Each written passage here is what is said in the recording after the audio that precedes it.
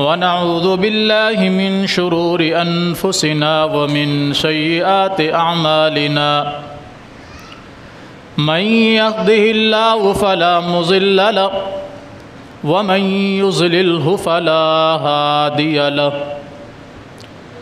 ونشهد أن لا إله إلا الله وحده لا شريك له ونشهد أن محمدًا عبده ورسوله أرسله الله بالحق بشيرا ونذيرا وداعيا إلى الله بإذنه وسراجا منيرا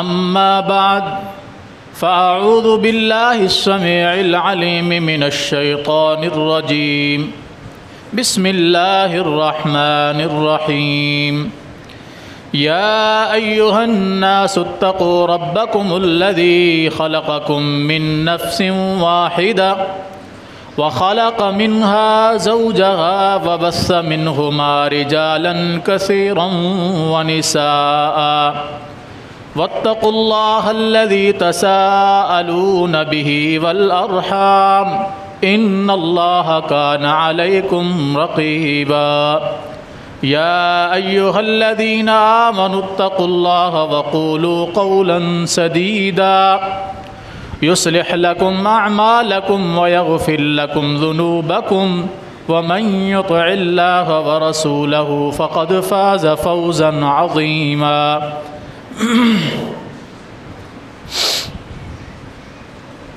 اللهم صل على محمد وعلى آل محمد كما صليت على إبراهيم وعلى آل إبراهيم إنك حميد مجيد اللهم بارك على محمد وعلى آل محمد كما باركت على إبراهيم وعلى آل إبراهيم إنك حميد مجيد رب اشرح لي صدري ويسر لي أمري واحلل عقدة من لساني يفقه قولي رب زدني علما اللهم انفعنا بما علمتنا وعلمنا ما ينفعنا وزدنا علما سبحانك لا علم لنا إلا ما علمتنا إنك أنت العليم الحكيم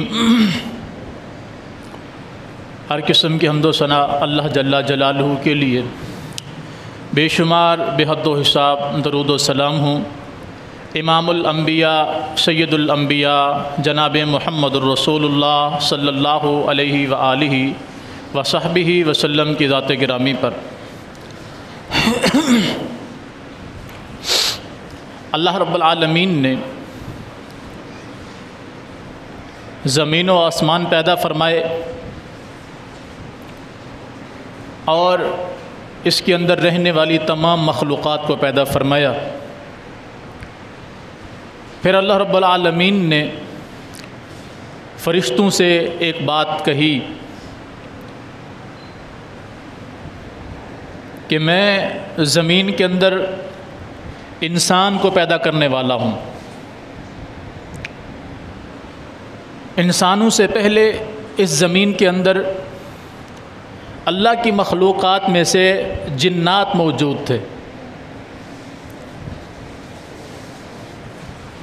جنات میں کم لوگ تھے جو اچھے ہوں، نیک ہوں، اکثریت ان کی بری اور بد کردار قسم کی تھی، سرکشی کرنے والے، بغاوت کرنے والے، فسق و فجور کرنے والے۔ اس کی دلیل قرآن کی اسی آیت سے ملتی ہے کہ جب اللہ نے فرشتوں سے کہا کہ میں انسان کو بنانے والا ہوں، تو فرشتوں نے سب سے پہلے یہی کہا کہ ہم تیری عبادت کے لیے ہیں۔ اگر تو انسان کو صرف اس لیے پیدا کرنا چاہتا ہے کہ وہ تیری عبادت کرے، تیری تسبیح بیان کرے، تو وہ تو ہم بھی کرتے ہیں آلریڈی۔ باقی رہا معاملہ یہ زمین میں جائے گا تیرا نائب بن کر، خلیفہ بن کر، تو وہاں جا کر یہ فسن فساد کرے گا، لڑائی جھگڑے، خون ریزی، قتل و غارت، نافرمانیاں، گناہ یہ کرے گا۔ تو اللہ نے فرمایا کہ جو چیز میں جانتا ہوں وہ تم نہیں جانتے، جس چیز کا علم مجھے ہے تمہیں اس کا علم نہیں ہے۔ چنانچہ انسان کو پیدا کیا گیا، اب آدم علیہ السلام اکیلے ہیں، اکیلا آدم پیدا ہوا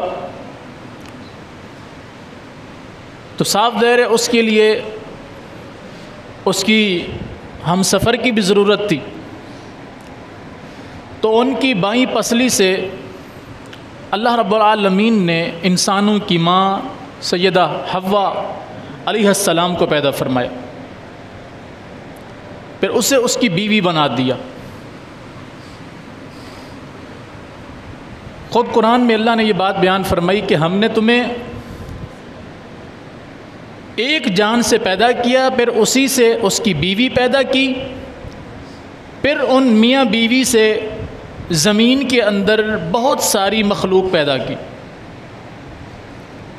بہت سارے مرد اور عورتیں وجود کے اندر آئے۔ اور سورہ حجرات میں اللہ نے فرمایا کہ یا ایھا الناس انا خلقناکم من ذکر و انثی، اے لوگو ہم نے تمہیں ایک مرد اور ایک عورت سے پیدا کیا۔ آج یہ جتنی بھی دنیا کے اندر انسانیت موجود ہے یا گزر چکی ہے یا قیامت تک آئے گی، ہم سب کا جو اصل باپ ہے، جن کی نسل میں سے ہم آگے نکلے ہیں، چلے ہیں، وہ سیدنا آدم علیہ السلام ہیں اور ان کی زوجہ سیدہ حوا علیہ السلام۔ اور اللہ نے فرمایا کہ قرآن کریم کے ایک اور مقام پر کہ ہم نے مرد کے لیے اس کی بیوی کو پیدا کیا، وَجَعَلَ زَوْجَهَا لِتَسْكُنَ إِلَيْهَا، ہم نے مرد کے ساتھ عورت کو پیدا کیا جس سے اس کا نکاح ہوتا ہے، نکاح کے بعد یہ دونوں ایک دوسرے سے سکون حاصل کرتے ہیں تاکہ یہ ادھر ادھر منہ نہ مارے، گناہ نہ کرے اور یکسو ہو کر میری عبادت کے اندر مصروف رہے۔ چنانچہ سب سے پہلے جو جوڑا وجود میں آتا ہے وہ میاں بیوی کا جوڑا ہوتا ہے، پھر اللہ ان میں سے جس کو چاہے بیٹیاں عطا فرمائے، جس کو چاہے بیٹے عطا فرمائے، جس کو چاہے بیٹے اور بیٹیاں دونوں عطا فرمائے، جسے چاہے کچھ بھی نہ دے، لیکن یہ جوڑا قائم رہتا ہے جب تک اللہ کو منظور ہو۔ پھر ان کے درمیان بعض دفعہ جدائی بھی پیدا ہو جاتی ہے، وہ طلاق کی صورت میں بھی جدائی ہو سکتی ہے، یا پھر وہ ہمیشگی کی جدائی، یعنی شوہر فوت ہو گیا عورت اکیلی بچ گئی، یا عورت فوت ہو گئی تو شوہر اکیلا بچ گیا۔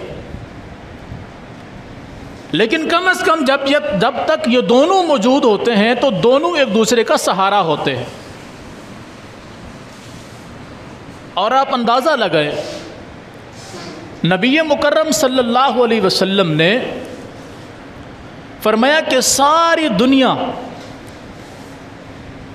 فائدہ اٹھانے کی جگہ ہے، اس دنیا سے تم فائدہ اٹھا سکتے ہو، پوری دنیا فائدہ اٹھانے کی جگہ ہے، فائدہ اٹھانے کی چیز ہے، لیکن اس پوری دنیا میں جو سب سے بہترین فائدہ اٹھانے کی چیز ہے وہ المرأۃ الصالحہ، نیک بیوی ہے۔ نیک بیوی انسان کی سب سے بڑی دولت ہے۔ اب دیکھیں نبی علیہ السلام نے ایک موقع پر فرمایا، بہترین بیوی کی آپ نے ایک خوبی بیان فرمائی، فرمایا بہترین عورت وہ عورت ہے، بہترین بیوی وہ بیوی ہے کہ جب اس کا شوہر گھر میں داخل ہو اور اس کی نظر اس کی بیوی پر پڑے تو وہ خوش ہو جائے، اس آدمی کی نظر اپنی بیوی پر پڑے اور وہ خوش ہو جائے۔ کبھی ہم نے سوچا ہے کہ ایسا کیسے ہوگا؟ ہم گھر میں آئیں اور آگے سے عورت کی حالت عجیب و غریب ہو، منہ پہ 12 بجے ہوں، سر پہ پٹی بندھی ہو، چہرے کے تاثرات بدلے ہوئے ہوں، آدمی تھکا ٹوٹا کام سے واپس آیا اس لیے کہ گھر میں جا کر سکون حاصل کرے، اطمینان حاصل کرے، راحت محسوس کرے، اور آگے سے گھر کا نقشہ ہی بدلا ہوا ہو، تو آپ ایمانداری سے بتائیں کہ آدمی کے گھر آنے کا دل کرے گا؟ کبھی بھی نہیں کرے گا۔ تبھی تو آپ نے فرمایا نا کہ شوہر گھر میں آئے اور وہ خوش ہو جائے، یہ بہترین عورت ہے، نیک عورت کی علامت ہے۔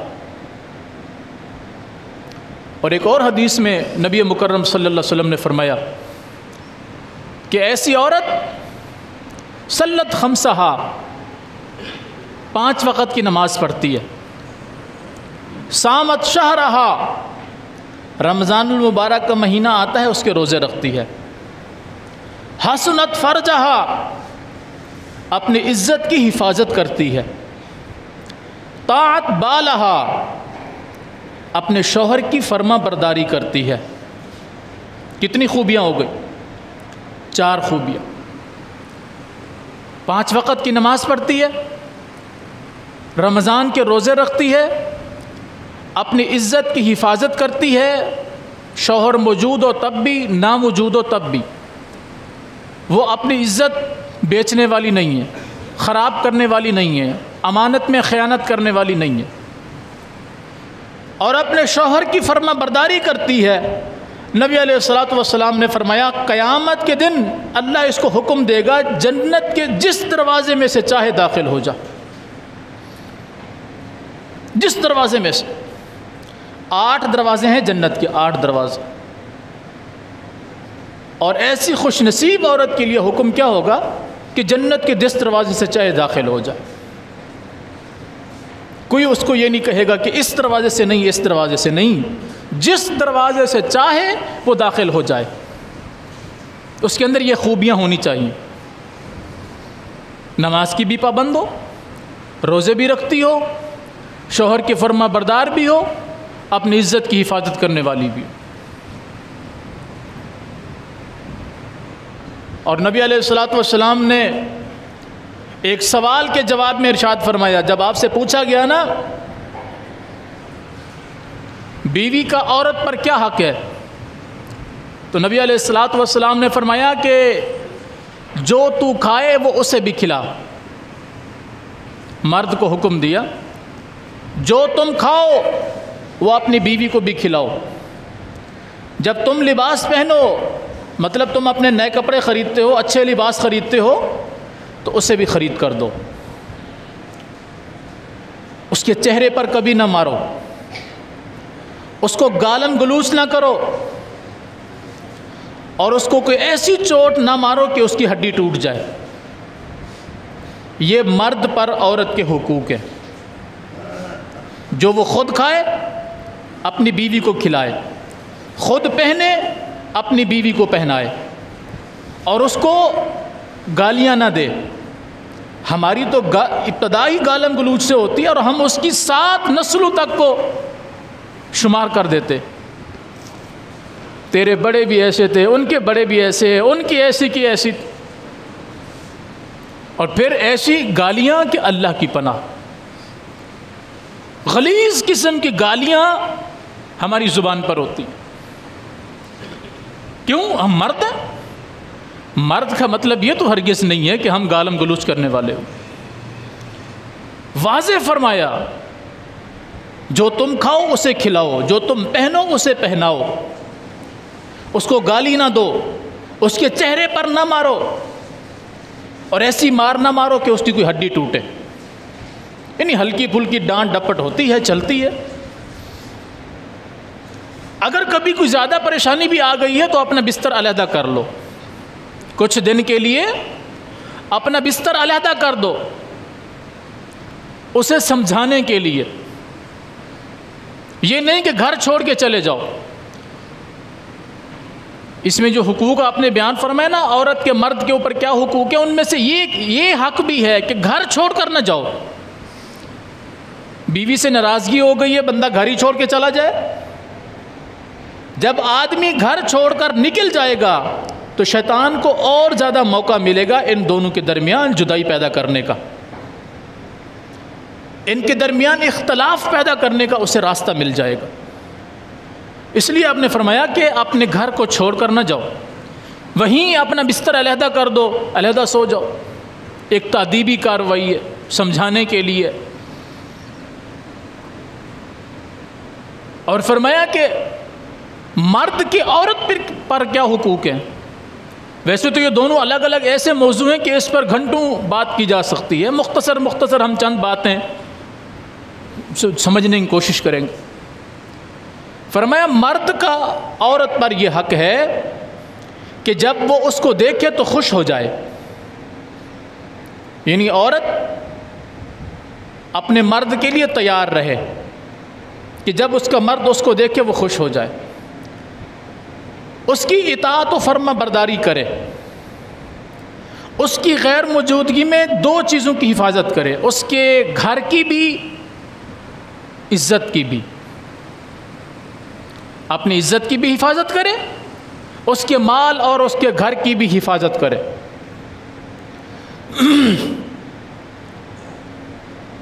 اگر ایسا ہوتا ہے تو یہ گھر جنت کا ایک بہترین باغیچہ ہے، بہترین باغیچہ۔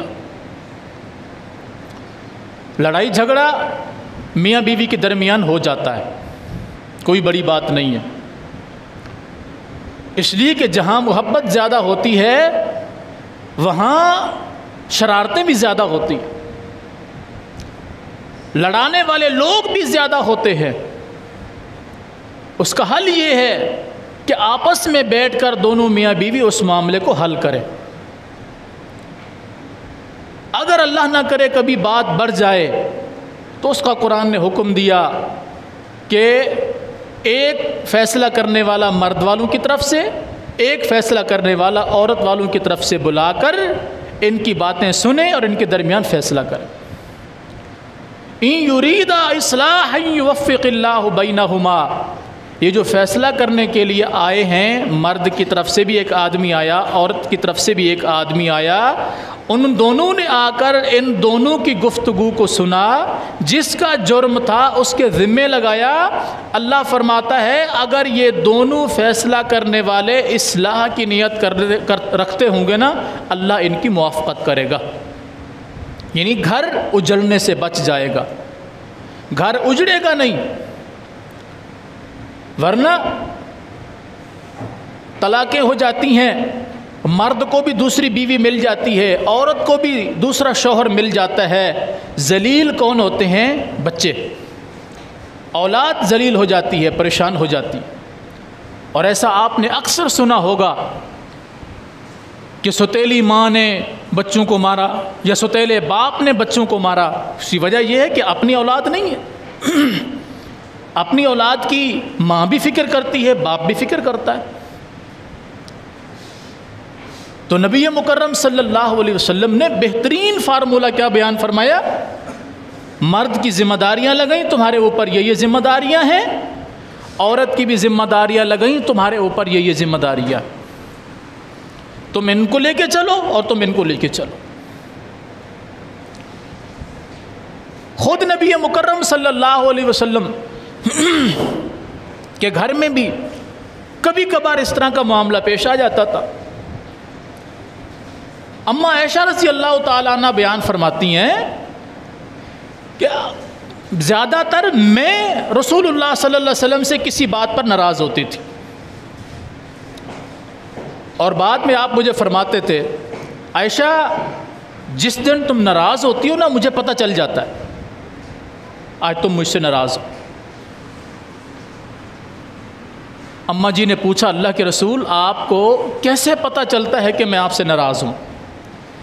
نبی علیہ الصلوۃ والسلام نے فرمایا عائشہ جب تم خوش ہوتی ہو نا تو تم کوئی بھی بات کرتی ہو تو کہتی ہو کہ مجھے محمد کے رب کی قسم ہے یہ کام ایسے ہے۔ اب اندازہ لگائیں، کبھی ہم نے بھی نوٹ کیا ہے کہ ہماری بیوی ہم سے ناراض ہے، وہ کس بنا پر ناراض ہے، یا ہماری بیوی نے کبھی نوٹ کیا ہو کہ ہم ناراض ہیں؟ ایسا ہوتا؟ ہم کہتے ہیں بھاڑ میں جائیں، ہمارا کیا ہے، خود اس کو ضرورت پڑے گی تو آئے گی۔ نبی مکرم صلی اللہ علیہ وسلم فرما رہے ہیں عائشہ جب تم مجھ سے ناراض ہوتی ہو تو کیا کہتی ہو؟ نہیں، جب تم مجھ سے راضی ہوتی ہو تو کیا کہتی ہو؟ محمد کے رب کی قسم۔ اور جب مجھ سے ناراض ہوتی ہو تو کہتی ہو ابراہیم کے رب کی قسم۔ ہم قسم کھاتے ہیں نا، عموماً آپ علماء کی زبان سے قسم سنتے ہیں، رب اکبر کی قسم ہے، رب کعبہ کی قسم ہے، رب محمد کی قسم ہے۔ تو اماں عائشہ صدیقہ جب حضور سے خوش ہوتی تو کیا قسم اٹھاتی؟ محمد کے رب کی قسم صلی اللہ علیہ وسلم۔ اور جب ناراض ہوتی تو کہتی ابراہیم علیہ السلام کے رب کی قسم۔ عائشہ کیا ایسی بات نہیں ہے؟ کہتی ہیں جی اللہ کے رسول صلی اللہ علیہ وسلم واقعتاً یہی بات ہے، جس دن میں آپ سے ناراض ہوتی ہوں تو کہتی ہوں ابراہیم کے رب کی قسم یہ کام ایسے ایسے ہے، اور جب میں خوش ہوتی ہوں تو کہتی ہوں محمد کے رب کی قسم یہ کام ایسے ایسے ہے۔ اور پھر کہتی ہیں اللہ کے رسول صلی اللہ علیہ وسلم دل میں کبھی کبھار اس طرح کی کوئی رنجش آ جاتی ہے، ورنہ اللہ کی قسم یہ صرف ایک ظاہری طور پر دکھلاوا ہوتا ہے کہ میں آپ سے ناراض ہوں، دل آپ کے بغیر نہیں رہ سکتا۔ یہ کون فرما رہا ہے؟ کائنات کی عظیم عورت، کائنات کی عظیم عورت ناراض کس سے ہے؟ کائنات کے عظیم انسان سے۔ تو مطلب میاں بیوی کے درمیان کبھی کبھار اونچ نیچ ہو جاتی ہے، اور خود رسول اللہ صلی اللہ علیہ وسلم نے کچھ موقعوں پر اپنی ازواج مطہرات سے ناراضگی کا اظہار کیا، اور اتنا ناراضگی کا اظہار کیا کہ 1 مہینہ پورا آپ نے ان کے قریب نہ جانے کی قسم کھا لی کہ مجھے اللہ کی قسم ہے میں پورا 1 مہینہ تمہارے قریب نہیں آؤں گا۔ اور پورا 1 مہینہ رسول اللہ صلی اللہ علیہ وسلم مسجد میں سو جاتے تھے، کسی کے ہاں سو جاتے تھے، لیکن اپنی بیویوں میں سے کسی کے گھر میں نہیں جاتے تھے پورا 1 مہینہ۔ اور پھر 29 دن ہوئے تو رسول اللہ صلی اللہ علیہ وسلم گھر میں تشریف لائے۔ سیدہ فرماتی ہیں میں عصر کے بعد کسی کام میں مصروف تھی تو مجھ پر کوئی سایہ ہوا۔ آج لوگ کہتے ہیں نا کہ حضور کا سایہ نہیں ہے، حضور کا سایہ نہیں ہے۔ اماں عائشہ بیان فرماتی ہیں میں گھر میں موجود تھی، کوئی کام کر رہی تھی، اچانک مجھ پر سایہ ہوا تو میں خوف محسوس کرنے لگی کہ یہ سایہ کس کا ہے۔ میں نے مڑ کر دیکھا تو اللہ کے رسول صلی اللہ علیہ وسلم میرے پیچھے کھڑے ہوئے تھے۔ میں نے کہا اللہ کے رسول آپ آ گئے، آپ نے تو 1 مہینے کی قسم کھائی تھی، ابھی تو 29 دن ہوئے ہیں، یعنی ابھی 1 دن باقی ہے آپ کی قسم پوری ہونے میں۔ نبی علیہ السلام نے فرمایا عائشہ مہینہ 29 دن کا بھی ہوتا ہے، 30 دن کا بھی ہوتا ہے، چاند کا حساب 29 تاریخ کا بھی ہوتا ہے اور 30 کا بھی ہوتا ہے، لہٰذا میرا مہینہ پورا ہو گیا۔ اس حدیث سے کئی مسئلے نکلتے ہیں۔ ایک یہ رسول اللہ صلی اللہ علیہ وسلم کا سایہ بھی ہے۔ نمبر 2 کہ ازواج مطہرات سے ناراضگی حضور نے کی، جس سے معلوم ہوتا ہے کہ کبھی کوئی مسئلہ پیش آ جائے تو ناراضگی ہو سکتی ہے، انسان ہے۔ تیسری یہ بات ہے کہ بیویوں کے دل میں اتنی تڑپ ہے کہ وہ ایک ایک لمحے کو گنتی کر رہی ہیں۔ ہمارے ہاں تو یہ ہوتا ہے نا، دفع ہو گیا ہے، اللہ کرے کسی گاڑی کے نیچے آ کے مر جائے، میری جان چھوٹ جائے، بدبخت ہے، ایسا ویسا۔ وہ ایک ایک لمحہ شمار کر رہی ہیں رسول اللہ صلی اللہ علیہ وسلم کا، ایک ایک لمحہ۔ سیدنا عمر فاروق رضی اللہ تعالی عنہ کے پاس ایک آدمی اپنی بیوی کی شکایت لے کر آیا،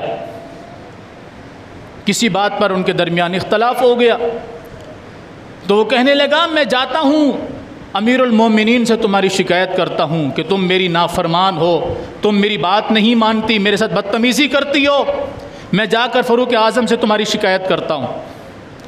فاروق اعظم کے دروازے پر پہنچے تو اندر سے بیوی کی آواز آ رہی، فاروق اعظم کی بیوی کی آواز آ رہی ہے، اونچی اونچی آواز آ رہی ہے. مطلب جو شکایت یہ لے کر گئے تھے وہاں آلریڈی معاملہ چل رہا تھا. انہوں نے دروازہ بجا دیا، اور جب اندر سے آوازیں آنا شروع ہوئی تو یہ کہنے لگے کہ یار جس معاملے کو میں لے کر آیا تھا وہ تو یہاں بھی موجود ہے. تو یہ واپس چل دیے. اتنی دیر میں فاروق اعظم رضی اللہ تعالیٰ عنہ باہر تشریف لائے. پوچھا کون ہو، آئے ہو، واپس جا رہے ہو؟ تو کہنے لگا جس مسئلے کو لے کر آیا تھا وہ آپ کے گھر میں بھی موجود ہے. آپ سمجھ گئے. فرمایا کیا مسئلہ ہے؟ تو کہا اس طرح ہمارے گھر میں اختلاف ہوا ہے تو میں آپ کے پاس آیا تھا تاکہ آپ ہمارا مسئلہ حل کریں. تو وہ معاملہ تو آپ کے گھر میں بھی موجود ہے. تو فاروق اعظم نے سمجھایا کہ دیکھو میں مرد ہوں، کام کاج کرتا ہوں، محنت مزدوری کرتا ہوں، گھر کی ساری ذمہ داری مجھ پر ہے باہر کے معاملات کے حساب سے. میری بیوی گھر میں ہوتی ہے، میرے کپڑے دھوتی ہے، میرے بچوں کو پالتی ہے، مجھے کھانا بنا کے دیتی ہے، میرے گھر کی صاف صفائی کرتی ہے. تو اگر کبھی کبھار کوئی اس طرح کا معاملہ پیش آ جاتا ہے تو میں خاموشی سے سن لیتا ہوں.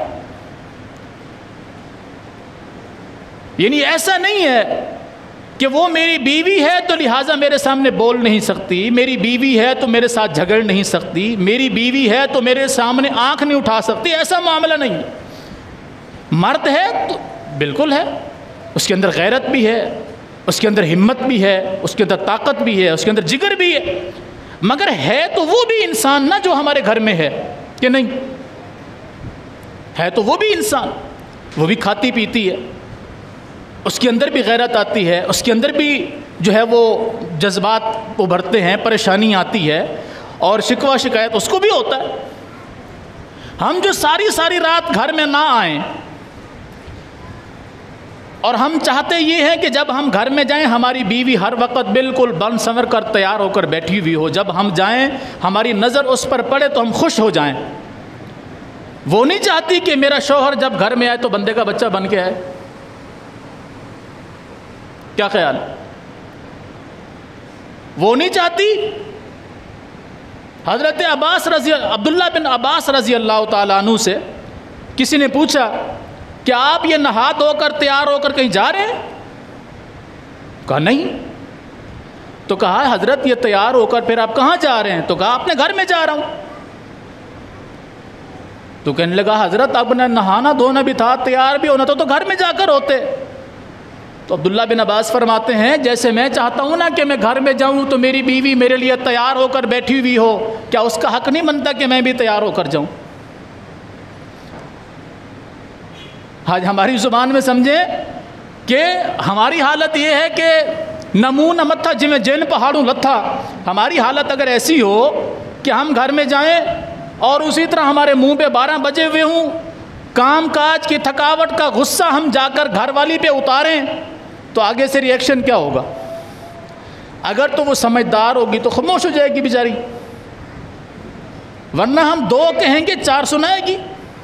فطرت ہے کہ وہ سارا دن ہمارے انتظار میں رہی، وہ سارا دن ہمارے لیے اس نے کھانا بنائے، گھر کی صفائی کی، بچوں کی دیکھ بھال کی، بچوں کا چیخ چہوڑا سنا، اور ہم نے بھی جاتے ہوئے اس کو ڈھا دیا. تو پھر اس کا رزلٹ کیا نکلے گا؟ دونوں ساتھ ساتھ ایک دوسرے کے ساتھ چلیں، ایک دوسرے کی معاونت کریں، جہاں کوئی مسئلہ پیش آ جائے آپس میں بیٹھ کر اس کو حل کریں. ایسا نہیں ہے کہ مرد 10 لوگوں کو فون کر دے یار میری بیوی ایسی ہے، فلانی ہے، مجھے مشورہ دو میں کیا کروں. بیوی تمہاری ہے، سمجھانا اس کو تم نے ہے، زندگی اس کے ساتھ تم نے گزارنی ہے. ان 10 بندوں نے تمہارے ساتھ کیا کرنا ہے؟ کوئی غیرت کی عقل کی بات ہوتی ہے. اسی طرح بیوی فوراً فون اٹھا کے کر دے بھائی کو، باپ کو، میرے شوہر نے میرے ساتھ ایسا کر دیا، جلدی آؤ. ایمانداری سے بتائیں ایسے میں گھر بس جائیں گے؟ بتائیں گھر کے اندر کوئی راہ نکلتی ہے؟ نہیں نکلتی. نبی علیہ الصلوۃ والسلام نے بہت دور جا کر فرمایا، یعنی ہر ممکن کوشش کی کہ ایسے اپنے گھر کو بچاؤ. اگر کوئی معاملہ پیش آ جائے پھر فرمایا کہ اپنے راستے علیحدہ کر دو، اپنے بستر علیحدہ کر دو، کچھ دن کے لیے بستر علیحدہ کر دو تاکہ عورت کو سمجھ آ جائے. قرآن کے اندر بھی آپ پڑھیں تو قرآن نے ہر ممکن کوشش کی ہے کہ اپنے گھر کو بناؤ سنوارو. بیویوں کو بھی حکم دیا, شوہروں کو بھی حکم دیا کہ اس طرح تم اپنے گھر کو لے کے چلو. نرمی گرمی ہر گھر میں آتی ہے, پریشانی مصیبت ہر گھر میں آتی ہے. کبھی مرد کے حالات ٹھیک ہوتے ہیں, کبھی اس کا کام کاج نہیں ہوتا, وہ پریشان ہوتا ہے. اسی طرح عورت کی کبھی طبیعت خراب ہوتی ہے, کبھی وہ کسی پریشانی کے اندر مبتلا ہوتی ہے. تو دونوں ایک دوسرے کو لے کر چلیں. ایسا نہیں ہے کہ مرد کہے میں مرد ہوں تو بس جو کچھ میں کہوں ایسا ہونا چاہیے, ایسا ہرگز نہیں ہو سکتا. عورت کہے کہ میں فلاں خاندان سے ہوں, جیسے میں چاہتی ہوں ویسے ہو, ایسا بھی کبھی نہیں ہو سکتا. دونوں ایک دوسرے کو سمجھیں, ایک دوسرے کی عزت کریں, ایک دوسرے کا احترام کریں, ایک دوسرے کے حقوق کا خیال رکھیں. اللہ کی قسم یہ گھر جنت کا باغیچہ بن جائے گا. اور نبی علیہ الصلوۃ والسلام نے فرمایا نہیں ہے کہ جس کی بیوی اخلاق کے اعتبار سے بہترین ہے اس کی دنیا کی سب سے بہترین دولت اس بندے کو مل گئی, اور جس کی بیوی بد اخلاق بد کردار ہے اس کا گھر جیتے جیتے ہی جہنم بن گیا. اللہ ہمارے گھروں کو محفوظ فرمائے اور ہمیں ایک دوسرے کے حقوق کا خیال کرنے کی توفیق دے, ایک دوسرے کے معاملات کو سمجھنے اور اس کو احسن طریقے سے حل کرنے کی اللہ میں توفیق عطا فرمائے. ہمارے گھروں کو اللہ نحوستوں سے محفوظ فرمائے, پریشانیوں اور مصیبتوں سے محفوظ فرمائے. ہمارے گھروں کو امن کا گہوارہ بنا دے تاکہ ہماری آنے والی نسلیں وہ ایک اچھا پروان چڑھ سکیں, اچھی تعلیم و تربیت حاصل کر سکیں. اللہ تعالی ہمیں ایک دوسرے کو سمجھنے اور ایک دوسرے کے ساتھ حسن سلوک سے پیش آنے کی توفیق دے. اقول قولی ھذا واستغفر اللہ لی ولکم ولسائر المسلمین.